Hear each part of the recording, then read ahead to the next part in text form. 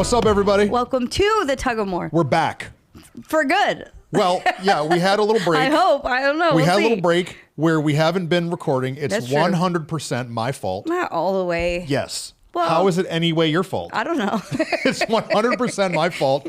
I got sick as a dog, as they say. You were sick. I was sick. Like I teased him like it's man flu, but you were really sick. I got so bad at one point. Rachel and the kids went to a school event, and so they left me home.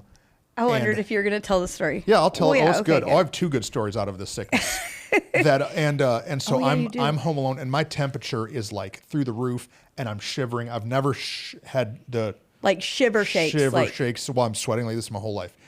And so I fall asleep, and I wake up, and I go, and I feel like I'm going kind of in and out of consciousness. And so I go and I get the thermometer, and my temperature is 104.5. And I'm like, dude, I'm about to die. I'm going to die. And I don't know why in my head, I have always heard if your temperature gets to 105, you're going to scramble your brain. Maybe this is babies. Maybe this is like, I heard this when one of our kids was little. No, babies can have a higher temperature than adults. So you probably heard that. So it's probably like you're supposed to get to the hospital. I'm if you have freaking out. I'm about to have a scrambled brain. I don't even know what this means. And so I call a friend of mine who's I call Don. Okay. He doesn't answer. Fireman. So then I call Mason. He answers. EMT fireman. And then Don called me back and they told me what I need to do. Yeah. And they both said, you just don't need to be alone. Oh. So I call Aaron. Yes. And I say, hey, bro, I'm about to die over here. And Rachel's at this school event. Oh, Lillian had a dance performance. That's what it was. Yeah, a dance performance. So I'm already sad I'm missing her performance. Right. And then I'm not going to call them because they'll leave. Right. They'll come home. They will. Lillian will miss her performance. Right. And so Aaron comes over to my house. It was sad because I was nervous you were going to come, but I was like, I don't even care. She can come see me too. Well, you had called my phone too. And so when you called. I think I actually called you before anybody. I think you did. Well, Whitney's my official emergency contact. Yes, this is just what it is. And so like. Brenda Babbitt, Whitney Barth. This is who you need to call. Do. And so as you're calling, I was like, oh wait, yeah, he just called me. And so he answers it on speakerphone. And we knew you were sick, but like also was like, oh, he's probably going to tell us something funny or like something just happened because you also had a funnier story earlier in the minute that you'll tell. And so it's on speakerphone and then you're like, bro. And I'm like, oh no, what's happening? You were sad. It was very sad. I'm like laying on my kitchen floor on the tile with no shirt on, just trying to cool down. Yes. He said it was like a comedy of errors, though, because he brought you water, and then Lola, like, comes and drinks your water. Oh, yes. And so it's like, freaking Lola! And that's his dog. That's the dog. And that was not a lady that was at your house. That's your dog. That's my assistant, Lola. Lola. So Lola comes and drinks your water. He's like, Lola, he's got to drink his water. He's got to stay cool. Oh, yeah. So Aaron pumped me full of drugs. That's good. And then he stayed alive. But then Rachel, the Ring doorbell goes off. Yes. And so Rachel just sees Aaron run into my house. And so she calls me like, what is happening? So then cat's out of the bag. Yeah, he's okay, but Lillian finished her performance. Yeah, she had just finished, so it was fine. And then they came home and saw me. Saw you, sadly. I had pneumonia. Yeah, in like a whole, like one of your whole lungs was like. I have to go and get an x-ray this week. You do? Sure. Yeah. To make sure it's clear? Yeah. Here's the other this is an embarrassing story. Yeah, it's funny. You know how people ask for your most embarrassing moment? I have a new one. You used to have a really good one before. Yeah, I've had a couple really good ones, but this one wins. It definitely wins. So you haven't told anyone except us. No, right? I want to tell it on a Sunday. You need to. I don't know what the connection would be other than it's just a story. So you should just tell it. A lady in our church, V&A, shout out, used to work at this place that's a med spa. Yeah, med spa. And so they do IV treatments there. So like if you're sick or I guess if you're hungover, I think vitamin there's a lot infusions. of vitamin infusions. Lots of different things. Yeah. And so I got sick 2 Easters ago, right, like literally 2 days before Easter. And so I went and had a infusion and felt like totally healed, miraculous. This is amazing. And so Rachel calls, sets it up for me. I go to this place and I go to sit down there and I'm feeling bad. Yeah. Like you're sick. This is like top 5 worst I've ever felt. And so you said when you had COVID, This is was worse than when you had COVID. Yeah. Yeah. Take that, Fauci. And so, so careful. Yeah, I was gonna say, okay. So everything's a little, didn't mean that. everything's a little spicy right now. Be careful. And so, so I go into this place to the med clinic. Yeah. And they sit you down in this leather chair that's like a massage chair, but also a heat chair. Now, right. I'm shivering. Because you're so, I'm fever. shivering almost uncontrollably. Sad. And so I sit down in this chair and they give me a big blanket and they turn the heat on me. And then now they stab me in the arm. Now, I've already told some stories on here about how I've passed out with some needle situations. So now I've got my needle stabbed in my arm. And so the lady, she just says, so Mr. Babb, if you just need anything, just let us know. And so I'm just sitting in this chair and she turns the heater on. And this heater chair gets hot. Hot. And so all of a sudden I start feeling like hot. And so I take my shoes off. Yeah. And I take the blanket off. Okay. And I just trying to cool down. Yeah, just trying to cool down. And I don't know what happened, except I blacked out and then threw up all over the place while blacked out. So let's see if I can frame. So I wake up like this with my shirt all wet, and I look down, and when I throw up, it is an animalistic experience. It's not like how a baby throws up and it just kind of dribbles out. I'm telling you, Whit, there's puke on the wall. The whole floor. There's puke on the wall in front of me. My whole body is sopping wet and it stinks like death. That's the part I was like, oh. And so I wake up and I go like this and it's all over me. And I say, ma'am, because I don't know her name. Ma'am? Not V&A? No, like V&A's not. I wish V&A. V&A would have been there. Ma'am? And here comes, and you know, the only people who work there are like beautiful 30-year-old women. beautiful nurses. It's a med spa. They all had their collagen injections and their Botox and all the other things. So then an army of attractive nurses have to come in and clean up my vomit from the floor while I'm still hooked up. I can't leave. There's a needle in my arm, so I can't leave for another 15 minutes. And so they're all there mopping me up. It's the worst. It's the most embarrassing experience of my life. Guys, you're not going to believe. Oh, I text them after I woke up. I came to get an IV. They put a blanket on me. They turned on the heat chair. I got too hot. Apparently, I passed out. Then you said I projectile vomited all over myself, all over the chair, all over the floor, all over the wall. Then you said all the nurses had to come in here, clean me up. I stink so bad. I'm currently still in the chair right now, still hooked up to an IV and covered, all caps, in puke. And I'm just like... So, because you're already so sad sick. Like you've already been like sad sick. Bless your heart. I'm glad that I can laugh about it shortly. I mean, I was laughing about it while still in the chair. All of these 28-year-old nurses are coming through looking at me covered in puke. Most humiliating thing ever. And then he said, one of the nurses says, well, at least you didn't yourself. Oh, yeah. Yeah. Because they said sometimes you can black out and crap yourself. Yes. That would have been the worst. That would have been worse. I think, right? 100% worse. For sure. Because what do? No, you're just sitting in it. You just have to walk out with poop falling out of your pant leg. That is really funny. Oh my gosh. Sorry. So then I have to go to the counter and pay. Oh. I haven't paid yet. I'm standing here talking to this lady literally like I've just woken up from a drunken stupor. Yeah. I paid. I'm sorry. Sorry, everybody. Did you tip them?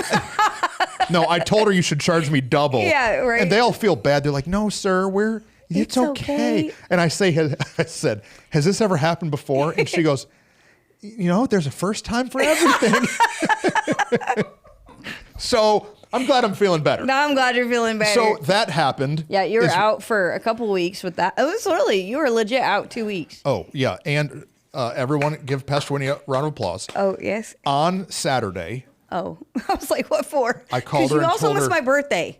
Oh, yeah. That's the other thing. Yeah. That's what I thought you were applauding for. Oh, but well, okay, no. go to this. I text her on Saturday, her birthday party. Party day. And I say, I can't preach tomorrow. I can't. I'm sorry. He thought he was going to do it. He thought he was going to pull through. I thought I could be a man. He wanted to rally. I couldn't do it. Yeah. Because the night before, was it the night before Aaron came or? Yeah. It was the night before. So literally I'm thinking I'm going to preach in the morning, and at 7 p.m. I'm on the floor thinking I'm going to die. And so I said, Whit, here, send her my notes that I had. He gave me his notes. So that's good. At least I didn't have to like write something in the moment. Yeah. Well, I don't know how you did that. I watched you preach it, and it was so amazing that you were able to. If somebody sent me the notes that they had written and you asked me to preach it immediately after, I would have a very difficult time. No. Yes. Not my notes though. Like, that's the difference. We've known each other, worked together so long. That's true. And we talked it through together. Yeah. And we talked through like the ideas for the series a long time ago. The concept of the series. The concepts. So but, like. So not this last Sunday, but the last, when he preached that with less than 24 hours notice. So thank you for sharing that. I just was like, how would he say this? This is how he would say it. I don't know. Then after that, I went on vacation. And then he said, bye, I'm out of here. No. Then we had a house party, which we need to talk about because it was so good. It was so great. Then we had a house party. House party was the first time that I had any human interaction after my sickness. Yeah, you were physically present. I was very much in a fog all of house party. You did great. No one else would have most people thought you were awesome and well. I walked off stage and I said to her, did anything I say make sense at all?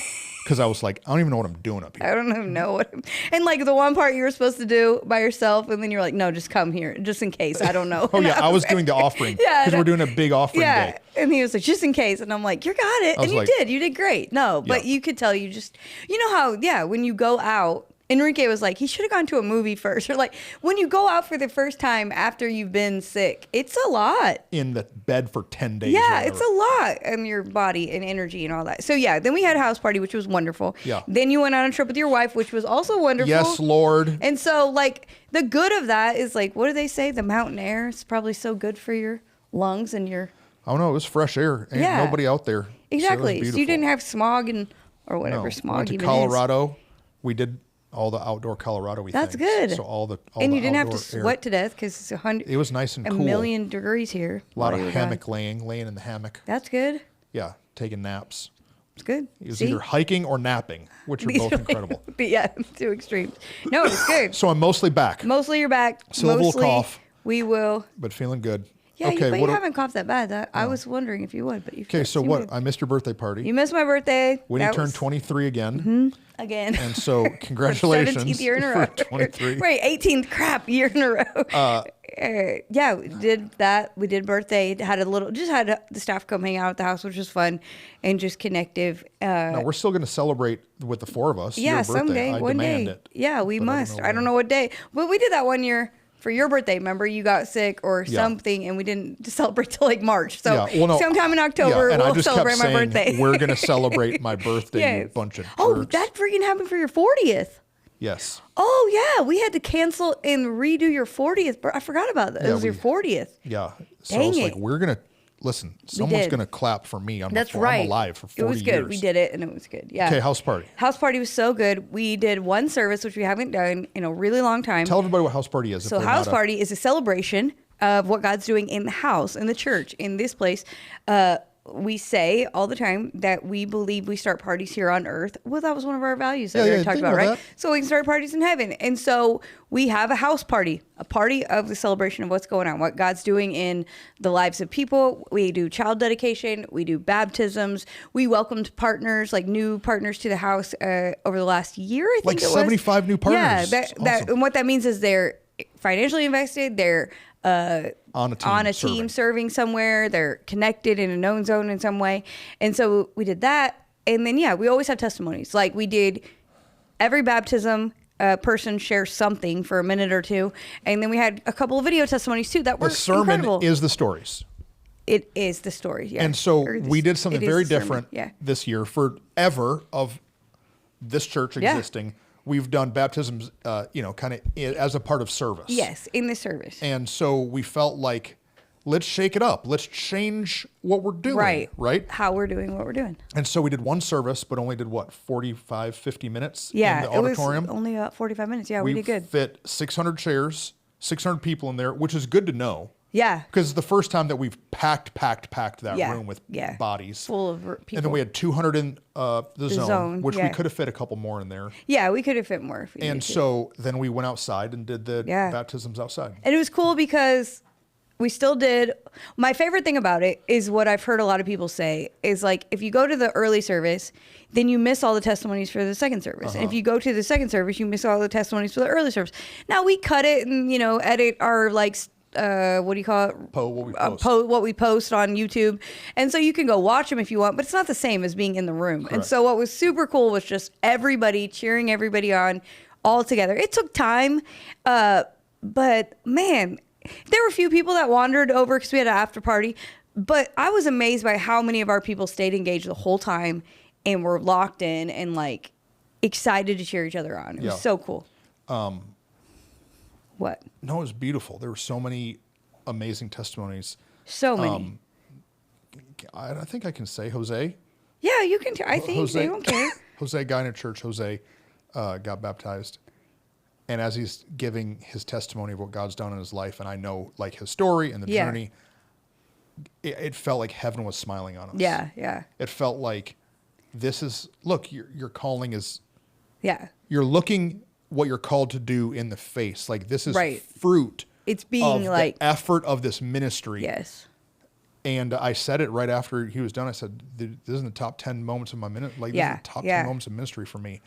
And it was just so cool to hear the stories. It was so beautiful. And like we had multiple sets. So like he got baptized with his daughter and his brother-in-law, which is like we had multiple of those, like families. The whole family, we had 4 tanks. Four tanks at once or 3 together at once, multiple times. And like, or father, son, or, brother, sister, husband, wife, so many that it was just cool to see that like, God's doing it not just for individuals, but for entire families, like what's happening. It was very cool. When I think 35, 38. I think in the end, it was a little over 35 because we had 35 registered and then we had a few spontaneous. So it was a great day, but we learned some stuff. Yeah, always. And so next time we do a house party, if we do it like that, there's a couple things we're going to work on with some tents and some seating and a couple different things we're going to shift around. But man, huge win.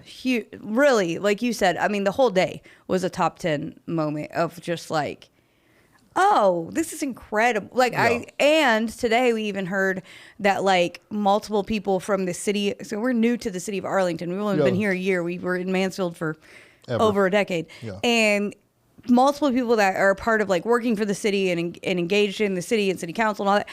There were people that showed up to our event and were like, oh, who's this church? And like, it's such a cool thing that like, we didn't even overly advertise it. We just barely even like whatever. But Jules hit a couple posts. Yeah. But and nothing like crazy. But it was just this like, there's red tents in the parking lot, so let's go see what's happening. And we had lots of people come that literally just showed up to see. And what a cool like opportunity to just show who we are to people that don't know us yet. And the cherry on top is we had a barbecue contest. Come on. And so I got to eat.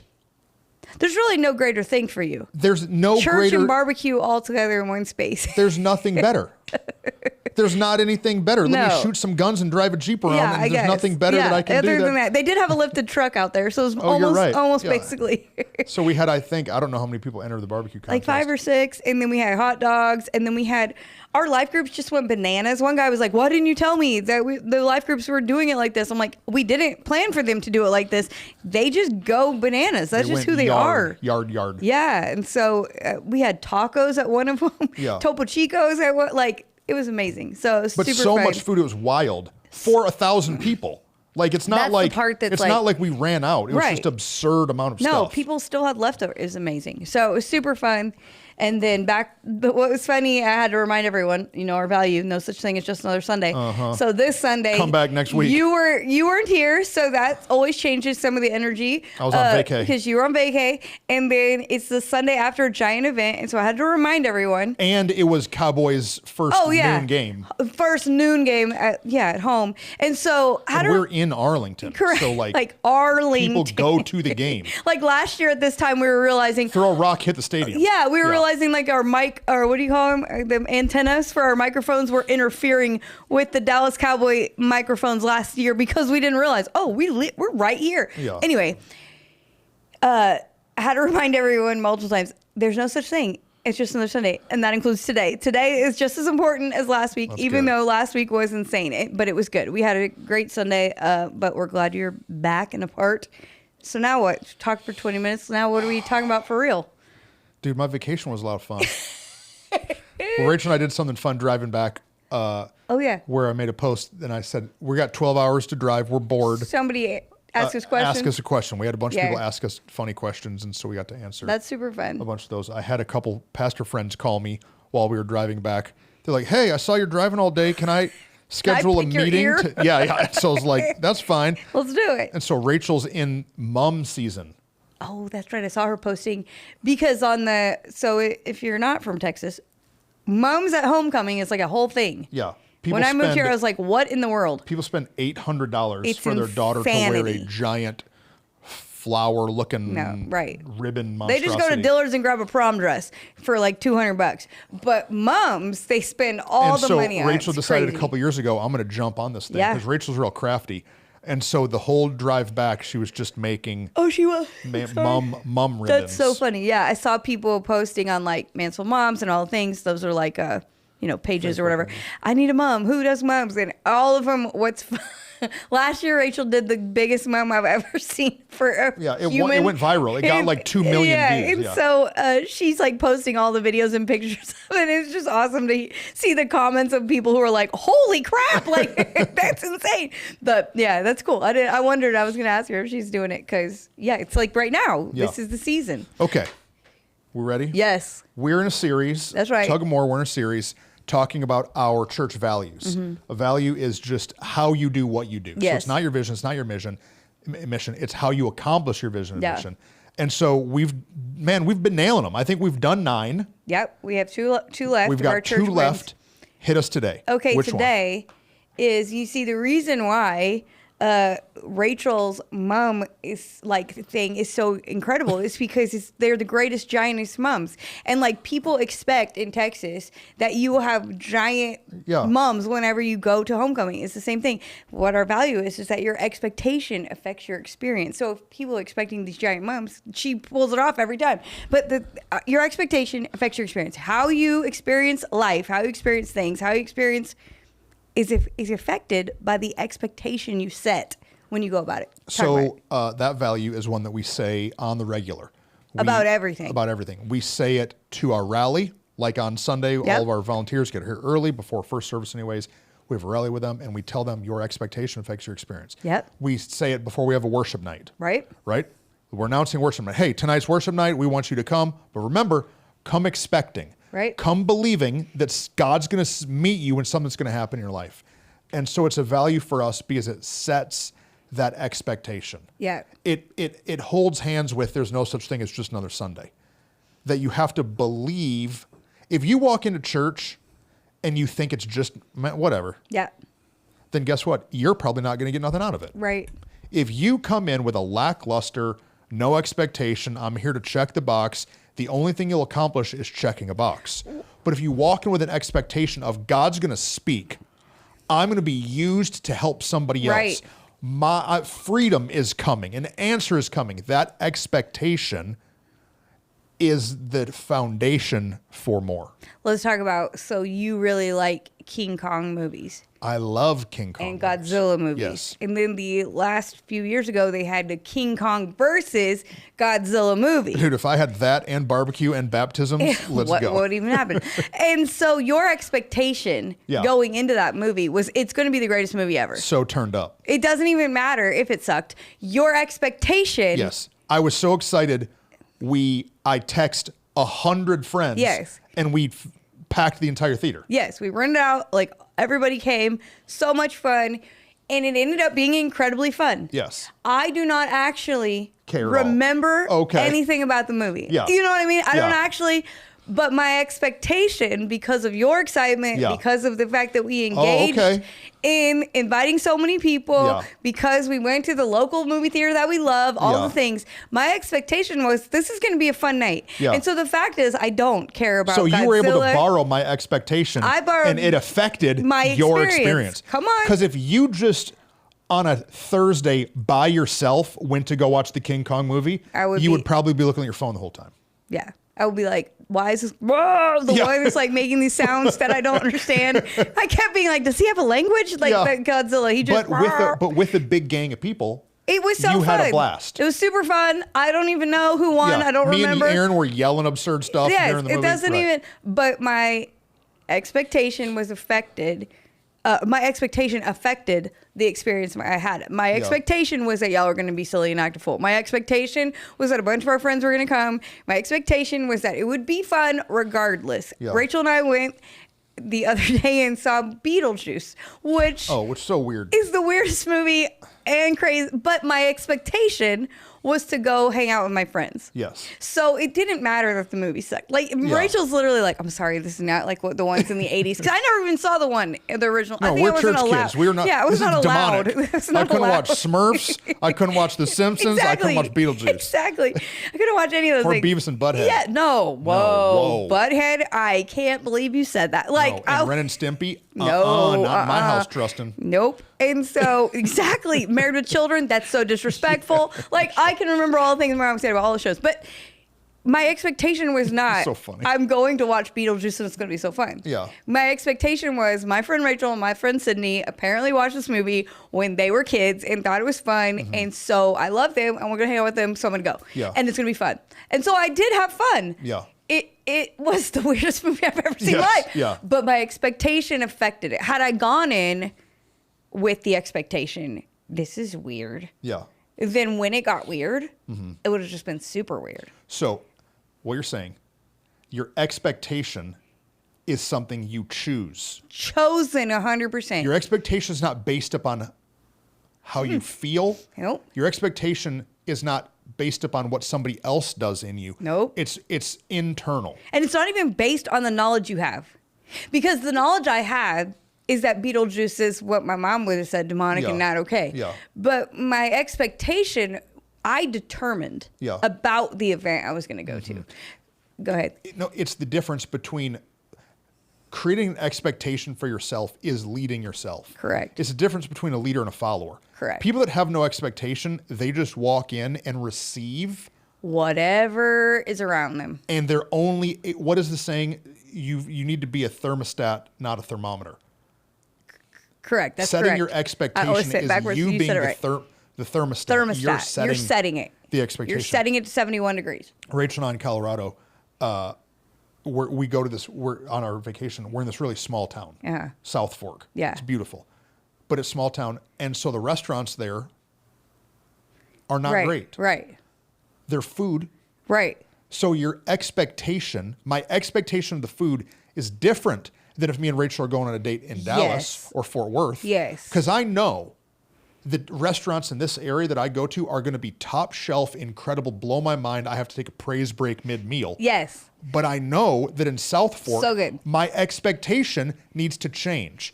And so what we do is we go to a pizza place and we eat the pizza and we go, this is good. Yeah. This is good. Because my expectation is here versus here. We got barbecue and I ate it and I go, this is fine. This is good. You know what I'm saying? But I wasn't upset about it. Right. Because my expectation was already set that this is just going to be a mediocre meal. And so I wasn't disappointed. Correct. But if I went in and my expectation was like, if this meal isn't the best, I want my refund, I'd have been mad all week. Exactly. No, it's so good. But the other side is true, that if we walk into a spiritual experience or to a learning environment or into a conversation with our spouse, and our expectation is a positive one, come on, it's going to affect what we experience. You just said it's such a great thing. we're talking about it in a positive way, but it can also be a negative way. If you walk into a conversation expecting to get in a fight, they're going to say this. They're going to have chances are good you're going to get in a fight. Yes. If you walk in expecting to get offended, chances are good you're going to get offended. And like we have to. If you're looking to get offended, you always will. Yeah. We use this value in such a way that sometimes I have to examine my experience by examining my expectation. Okay, this is what I'm experiencing. Well, wait a minute. What was my expectation when I came into this? And I've had to learn now to flip it around and go, okay, I'm feeling offended. Well, what was my expectation going into that? Really good. Was my expectation to get offended? Was my expectation that they were going to hurt my feelings? Was my expectation that I wouldn't get invited to the party? Whatever the thing is.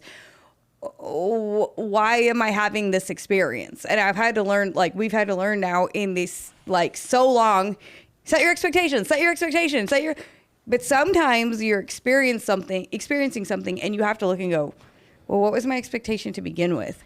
And that helps you realize, oh, I'm not really experiencing what I think I'm experiencing. Yeah. I just had a misguided expectation. Yeah, I walked in with a prejudging what this was going to be. Absolutely.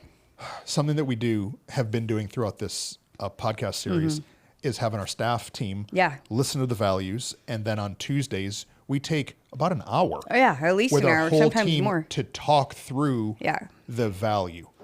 And so I want to take it a step farther, knowing that conversation is in let's loop. do it.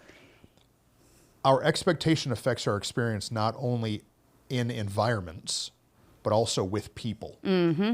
That if we look at somebody and we predetermine in our mind who they are, how they're going to act, what our relationship is going to be, our expectation, what potential they have. This is where I was trying to go. Oh, no, thank you.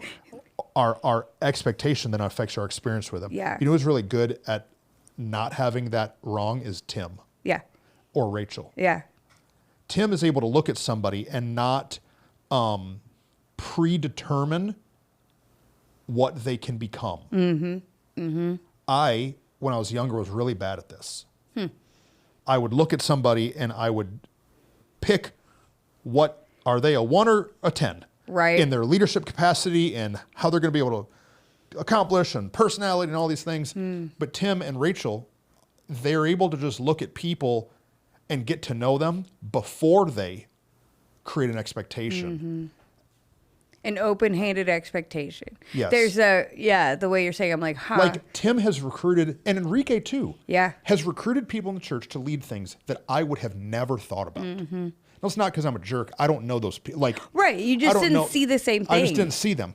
But I'm like, we've got people leading departments that I'm like, they're killing it. They're doing so good. But I didn't think that their personality, or at least like, what is it saying? Don't judge a book by its cover. That's what I was literally thinking. The book cover does not look like what I think should be the right fit. Yeah. But if you want case in point, hi. Never in my life did I think that the executive pastor of the church that I lead and one of my best friends on planet Earth would be a cute blonde lady. Right. Never in my life is that what what I expected.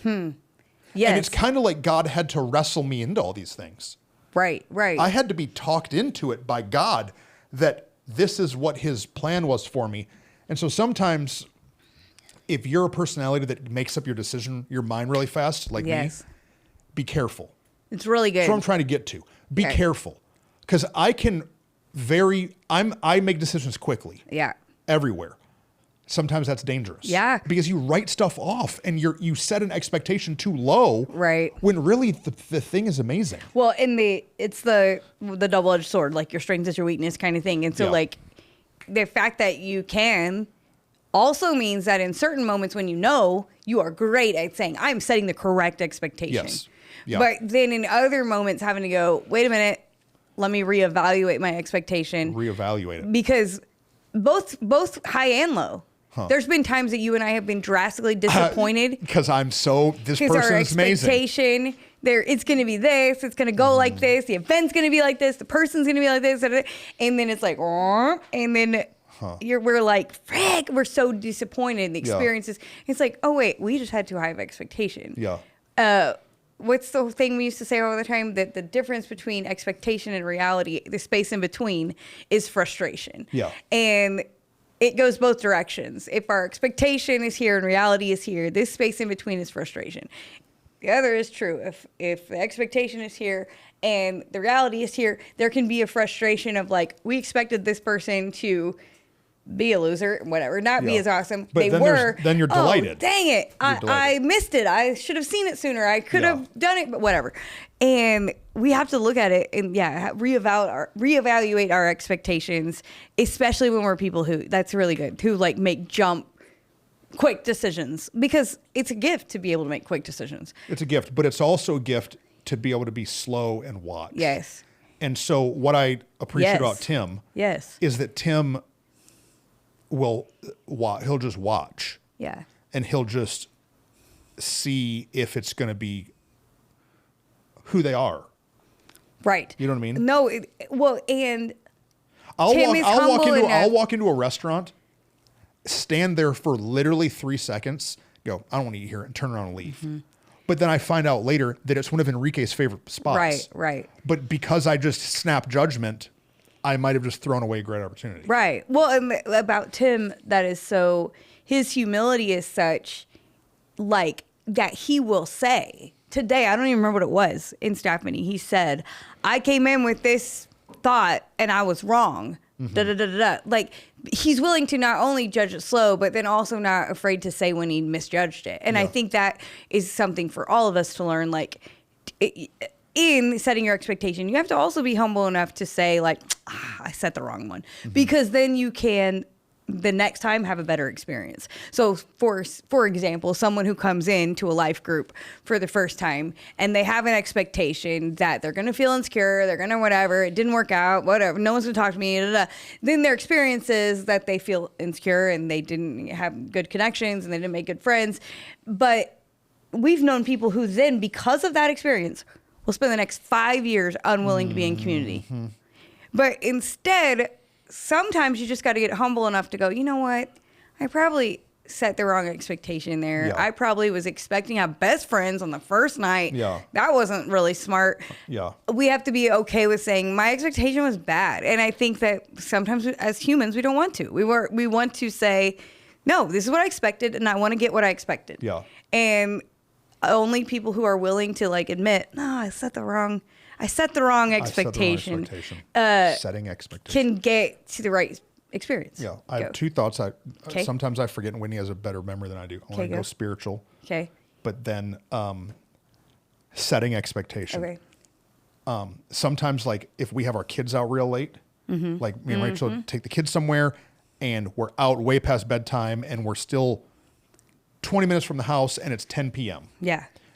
What used to happen all the time is we would get in the car and they would immediately have bad attitudes. They're tired, they're hungry, it's past bedtime, they're picking on each other, someone's kind of crying. Right. So now what Rachel and I have learned is that we set the expectation. Mm-hmm. So like what did we just do over at Walter's house? Uh-huh. We did fireworks. 4th of July or something. Right? Was it 4th of July? Yeah. We stayed out late. Yeah. And so it's like 9:00, and like me and Rachel are like, should we go or should we stay for another hour and a half? Yeah. And so what I did is I called both kids over, and Rachel and I said, hey guys, do we want to go home yet? No, we don't want to go home. I said, okay, well then we're going to have a real quick conversation. When we get in the car, we're not going to start crying. Right. We're not going to have a bad attitude. We're just going to realize that by 10:30, we're all going to be tired. And so right now, can we all, now I don't say set our expectation. No, right. But we all right now have to understand that we're not going to be rude to each other when we get in the car to go home. And you know what happened? It worked. Yeah. There wasn't a fight. There wasn't any screaming. Nobody got spanked. You know what I'm saying? Because we pre-decided this thing is going to feel hard. Yep. But we're going to pre-decide it's okay. If I go on a missions trip, I'm cool sleeping on the floor. Right. Because my expectation is this is not vacation. Right. And I think that in life sometimes we have to lead ourselves. And if you're a volunteer at a church, That means you're going to show up early. That means that you're not going to be able to sit in your normal seat, right? There's things that change. And so sometimes things are less comfortable. And when you can pre-vision the uncomfortability, then you can set proper expectations. It's really good. But we've had people, they'll sign up to serve in kids ministry. Serve in kids ministry.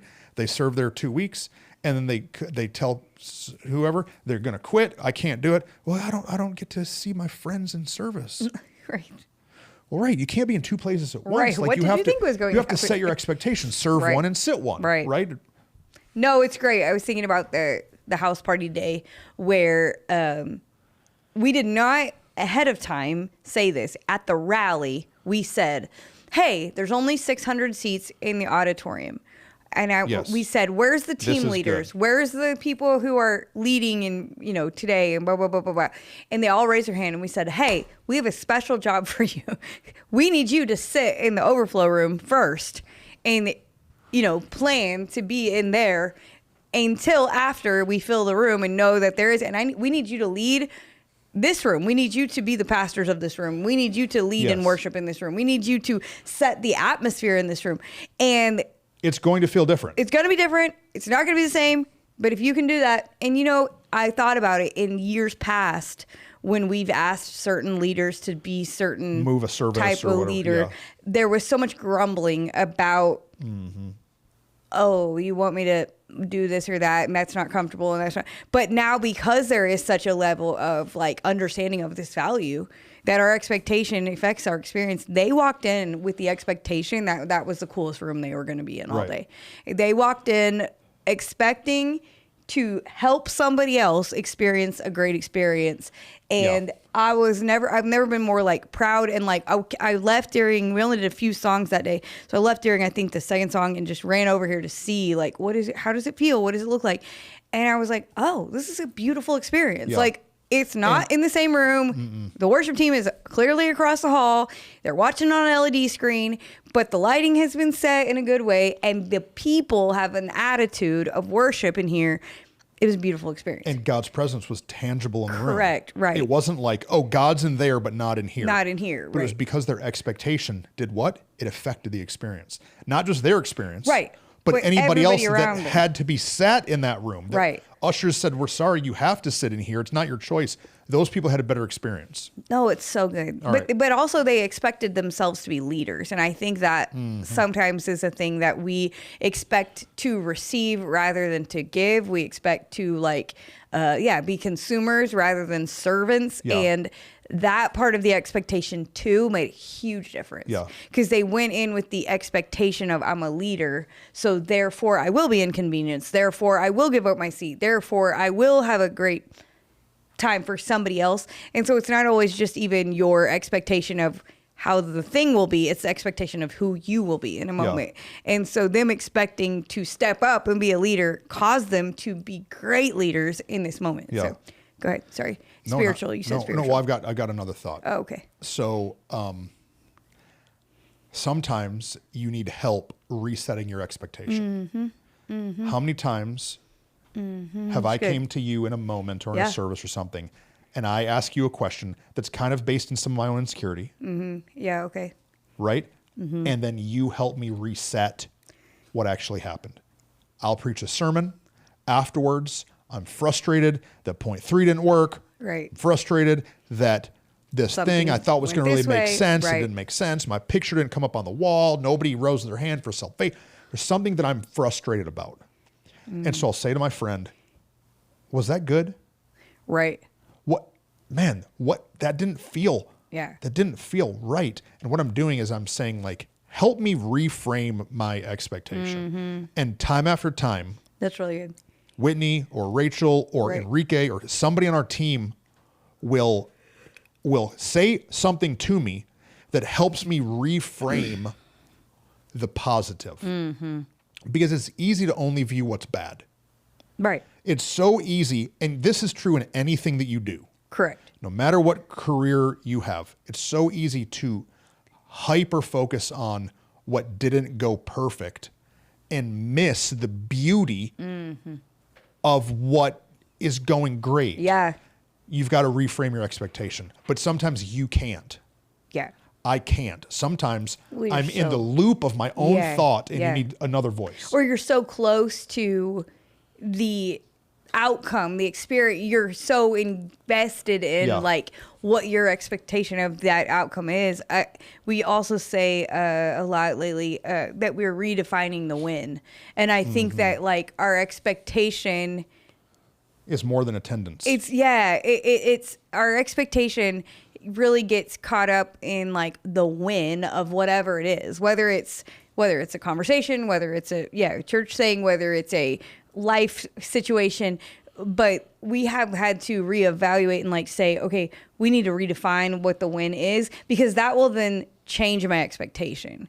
My expectation is so connected to the win that I'm determining that like, oh, if my win is off, then my expectation is off. I don't know how to say that right, but like, and that's, I think, what having other voices to bounce off allows you to help keep the win in the proper win in focus. Yeah. Because we're human. Yeah. And what you said, like we want it to, we get in the loop of our own head. We want it to go the way in our own head we think it should be, but that's not always necessarily correct. Yeah. It's just the humanness of I'm doing a good job. I'm giving my effort. I want to do a good job because I'm giving my effort to it.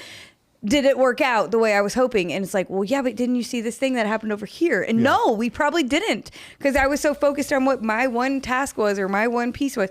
And having a team of people that can help you, reframe. It's great. Reframe the expectation.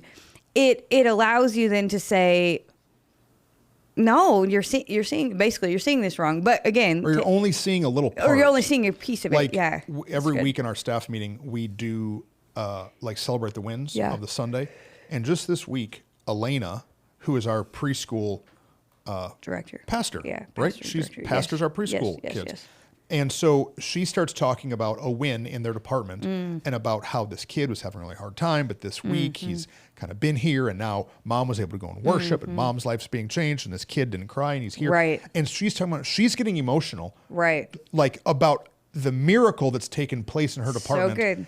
And about what God's doing in the life of this mom during worship. And as I'm sitting there hearing the testimony, I'm realizing like, Tristan, change your expectation, dude. Like, take yourself out of this picture and look at all that God's doing. Yeah.